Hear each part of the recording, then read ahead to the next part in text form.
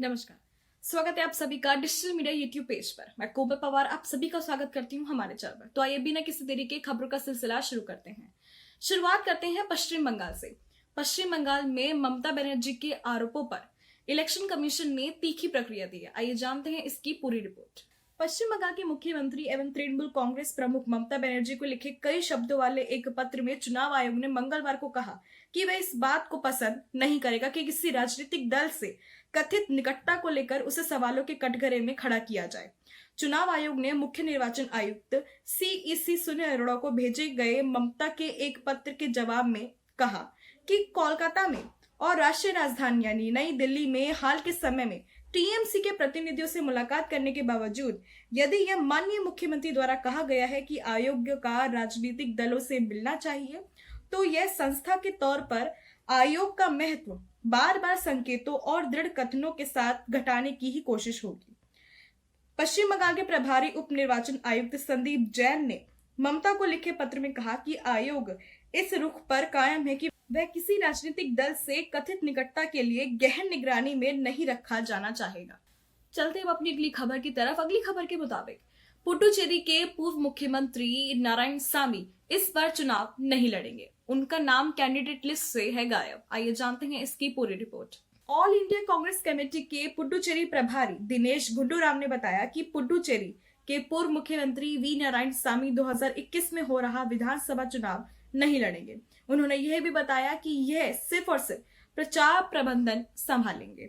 इसी बीच कांग्रेस पार्टी ने अपने विधानसभा चुनाव के लिए 14 प्रत्याशियों की सूची जारी कर दी है। इसमें प्रमुख उम्मीदवार पी सेल्वंत ने केंद्र शासित प्रदेश से करदिग्गम विधानसभा सीट से चुनाव लड़ेंगे और इंदिरा नगर सीट से एम कन्नन, ऑस्ट्रू सीट के कार्य कीर्तन तथा माही सीट से रमेश प्रियमवंत को टिकट दिया गया है। तो इस बार नारायणसामी चुनाव नहीं लड़ेंगे, लेकिन उनके अलावा मुख्य प्रत्याशी की लिस्ट जो है वो कांग्रेस सरकार ने अपनी जारी कर दी है। चलते हैं अपनी अगली खबर की तरफ। अगली खबर के मुताबिक श्रीपद नायक जल्द ही संसद में वापसी करने वाले हैं। आइए जानते हैं इसकी पूरी रिपोर्ट। गोवा अस्पताल से श्रीपद नायक को मिली छुट्टी, कहा डॉक्टर की सलाह लेने के बाद ही जाएंगे संसद। पिछले साल एक सड़क दुर्घटना में गोवा के केंद्रीय मंत्री श्रीपद नायक बुरी तरह से जख्मी हो गए थे और उनकी पत्नी की मौत भी हो गई थी। अब वे स्वस्थ हैं और आराम कर रहे हैं। इस दौरान मिली मदद के लिए उन्होंने सबका धन्यवाद अदा किया है। साथ ही साथ उन्होंने बताया है कि वो मार्च में होने वाले सेशन पर वो वहां उपस्थित रहने वाले हैं, ऐसा उन्होंने जानकारी दी है। तो ये थी कुछ खबरें। अब हम रुक करते हैं राज्य चुनावों से जुड़ी कुछ महत्वपूर्ण खबरों का। एक बार फिर सोमवार को लोकसभा में उपराज्यपाल बिल पर आम आदमी पार्टी के नेता और करोल बाग से विधायक विशेष रवि ने इसके विरोध में अपने फेसबुक अकाउंट के पोस्ट में इसके खिलाफ विरोध प्रदर्शन करने की बात कही। उन्होंने अपने पोस्ट में लिखा, तानाशाही मुर्दाबाद, भारत में लोकतंत्र है, ब्रिटिश रूल नहीं जो एलजी का राज्य हो। गैर संवैधानिक बिल लाकर दिल्ली की चुनी हुई सरकार की शक्तियों को खत्म कर एलजी शासन लगाने की बीजेपी के कदम के खिलाफ आपका विशाल विरोध प्रदर्शन बुधवार 17 मार्च 2021 स्थान जंतर मंतर दोपहर 2 बजे। कुछ दिन पहले स्वीडन स्थित संस्थान की मीडिया रिपोर्टों का हवाला देते हुए राहुल गांधी ने भारत अब लोकतांत्रिक देश नहीं रहा ऐसा कहा था। अपनी इस टिप्पणी के बाद मंगलवार को उन्होंने ब्राउन विश्वविद्यालय के प्रोफेसर आशुतोष वार्ष्णेय संकाय और छात्रों के साथ एक ऑनलाइन बातचीत में कहा कि इराक के तानाशाह सद्दाम हुसैन और लिबिया के मुअम्मर गद्दाफी भी चुनाव जीतते थे। ऐसा नहीं था कि वे मतदान नहीं करवा रहे थे, लेकिन इस वोट की रक्षा के लिए कोई संस्थागत ढांचा नहीं था। केंद्रीय मंत्री गिरिराज सिंह ने ममता बनर्जी पर तंज कसते हुए कहा कि ममता बनर्जी हताश है, वे बंगाल विधानसभा चुनाव हारने वाली हैं, क्योंकि जैसे केंद्रीय गृह मंत्री अमित शाह स्वतंत्र और निष्पक्ष चुनाव की मांग कर रहे हैं। गिरिराज सिंह ने यह भी कहा कि जीतने के प्रयास में ममता गृह मंत्री अमित शाह पर आरोप लगा रही हैं।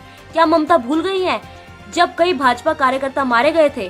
तो चुनाव में कोई धांधली होती है तो इसके लिए हम चुनाव आयोग के पास नहीं जाएंगे तो किसके पास जाएंगे? कांग्रेस बंगाल प्रमुख अधीर रंजन चौधरी ने मंगलवार को बंगाल की ममता सरकार पर एक बड़ा आरोप लगाते हुए कहा, कोयला तस्करी के अलावा गाय की तस्करी के लिए भी बंगाल को कुख्यात जगह माना जाता है। हमारी माँ बेटी और बहनों की भी तस्करी होती है। बंगाल के सत्ताधारी दल और नौकरशाही मिलकर ऐसा करते हैं, इसलिए कोई पकड़ा नहीं जाता। तो ये थी मेरे सहयोगी अमीषा शर्मा की रिपोर्ट। अब हम रुक करते हैं स्पोर्ट्स जगत से जुड़ी कुछ महत्वपूर्ण जानकारियों का। तीसरे टी20 में इंग्लैंड ने भारत को 8 विकेट से दी मात। सीरीज में 2-1 से बढ़त। बढ़ते हैं अपनी अगली खबर की तरफ। भारत की सलामी बल्लेबाज राहुल का फ्लॉप शो जारी। इस सीरीज के 3 मैचों में वह लगातार दूसरी बार बिना खाता खोले आउट, जबकि पहले मैच में 1 रन बनाकर हुए थे आउट। बढ़ते हैं अपनी अगली खबर की तरफ। दक्षिण अफ्रीका और भारतीय महिला टीम के बीच चल रहे 5 मैचों की वनडे सीरीज का आखिरी मुकाबला कल। दक्षिण अफ्रीका पहले ही सीरीज में 3-1 से अजय बढ़त बना चुकी है। बढ़ते हैं अपनी अगली खबर की तरफ। अनुभवी टेनिस खिलाड़ी सानिया मिर्जा अगले महीने होने वाले बिली जीन किंग कप विश्व ग्रुप प्लेऑफ में भारत की चुनौती की करेंगी अगुवाई। बढ़ते हैं अपनी अगली खबर की तरफ। भारत के लंबे कूद के एथलीट मुरली श्रीशंकर ने पटियाला में फेडरेशन कप सीनियर राष्ट्रीय एथलेटिक्स चैंपियनशिप में 8.6 मीटर की राष्ट्रीय रिकॉर्ड के साथ टोक्यो ओलंपिक के लिए किया क्वालिफाई। तो ये थी मेरे सहयोगी तुषार वर्मा की रिपोर्ट। अब हमारी सहयोगी आपके लिए लेकर आई है मनोरंजन से भरी कुछ चटपटी खबरें। आइए जानते हैं। जॉन अब्राहम की सत्यमेव जयते 2 की रिलीज डेट हो चुकी है आउट। कहा जा रहा है कि ये फिल्म ईद के मौके पर रिलीज की जाएगी। फिल्म के पोस्टर आउट होने के बाद कहा जा रहा है कि ये फिल्म सलमान खान की फिल्म राधे से टक्कर लेने के लिए तैयार है। हम आपको बता दें कि फिल्म राधे भी ईद के मौके पर रिलीज होगी। हाल ही में आमिर खान ने अपने जन्मदिन के मौके पर अपने फैंस को बताया कि वे सोशल मीडिया को अलविदा कह रहे हैं। इसके बाद हम आपको बता दें, टीवी के मशहूर एक्टर सुशांत सिंह ने भी सोशल मीडिया से ब्रेक लेने का फैसला लिया है। उन्होंने एक ट्वीट पर लिखा, सोशल मीडिया प्लेटफॉर्म से ब्रेक ले रहा हूं, अब रिबूट करने का टाइम आ गया है। Bollywood actress Rakhi Sawant big boss 14 के बाद सुर्खियों में बनी रहती हैं। उनकी मां कैंसर जैसी खतरनाक बीमारी से जूझ रही हैं। एक इंटरव्यू में राखी ने बताया कि सलमान खान और उनके भाई सोहेल खान उनकी मदद कर रहे हैं। साथ ही उनकी मदद करने के लिए राखी ने उनका तहे दिल से धन्यवाद किया और कहा, मैं उनकी बहुत आभारी हूँ। बॉलीवुड अभिनेता मनोज बाजपेयी हाल ही में कोरोना संक्रमित पाए गए, जिसके बाद उन्होंने खुद को घर पर ही क्वारंटीन कर लिया। बीते दिनों मनोज बाजपेयी ने अपनी अपकमिंग सीरीज डिस्पैच की शूटिंग में व्यस्त थे। हालांकि अभिनेता के कोरोना संक्रमित पाए जाने के बाद शूटिंग भी रोक दी गई। अभिनेता ने बताया, कोविड संक्रमित होने के बाद मैं खुद को क्वारंटीन कर रखा है, लेकिन मैं इसका शिकार इसलिए हुआ क्योंकि कोई और रूल्स फॉलो नहीं कर रहा था।